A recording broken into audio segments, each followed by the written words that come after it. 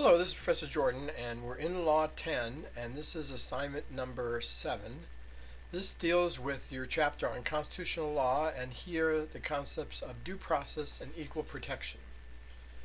This is a case that in March of 1964, the Board of County Commissioners of Yellowstone County went ahead and adopted a zoning ordinance. And basically the regulations included a provision that pertaining to dwelling units said that the unit could be a single family unit only, and that the gross floor area could be no less than 1,500 square feet and only on-site construction with new materials. So that's the issue here, is this on-site construction. Now what happened was in December of 1999, the yurczyk, and over here is yurczyk here, went ahead and bought a piece of property and then developed a dwelling unit, which was a modular kind of track home, which was constructed off-site, not on-site.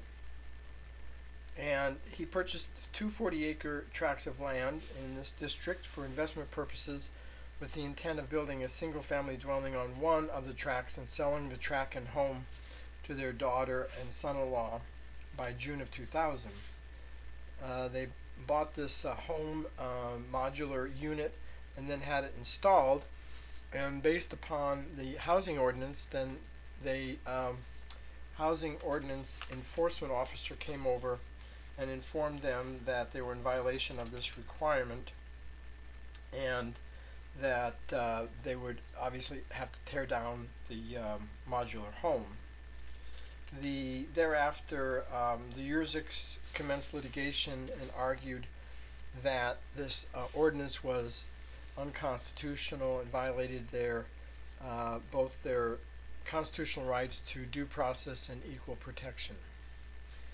So there are 4 questions here to answer. First one, on the on-site construction, you know that you have housing ordinances, and you can have a housing ordinance if there is here a legitimate government interest to be protected. And the legitimate public interest would be public health, safety, and welfare of the individual citizens. For example, preservation of property values could be protected if you could show, for example, if a person came on, instead of building a house, they built a tent.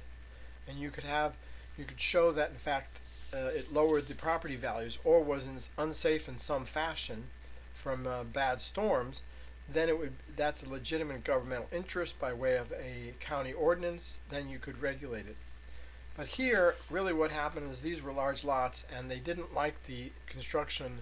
They didn't like modular units because they felt that it was not of the same economic caliber and the type of person that they wanted on those properties, and they passed the ordinance. Now here, there's something to take a look at. There's due process, which is substantive due process, including equal protection as to the substance of the law, and then the procedure or procedural due process. And the answer, again, to the first question was, what did the on-site construction address health, safety, and welfare? Answer is no, it didn't.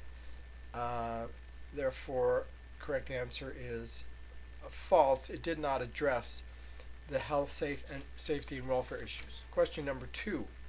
Was substantive due process and equal protection violated? The court held that it did. Therefore, answer is true. Number 3. Was the on-site construction a valid ordinance? Answer false. It was not a valid ordinance. And number 5, and this is a little tricky, were the procedural due process violated? And that would be, did they receive the proper notices? And the answer is yeah, they had received proper notices of the hearings, and therefore there was no violation of procedural due process, only of substantive due process and equal protection. So those are the answers to the questions here. The county argued that the district court erred in finding that the yurzyk's right to substantive due process was violated. They maintained that the regulation helps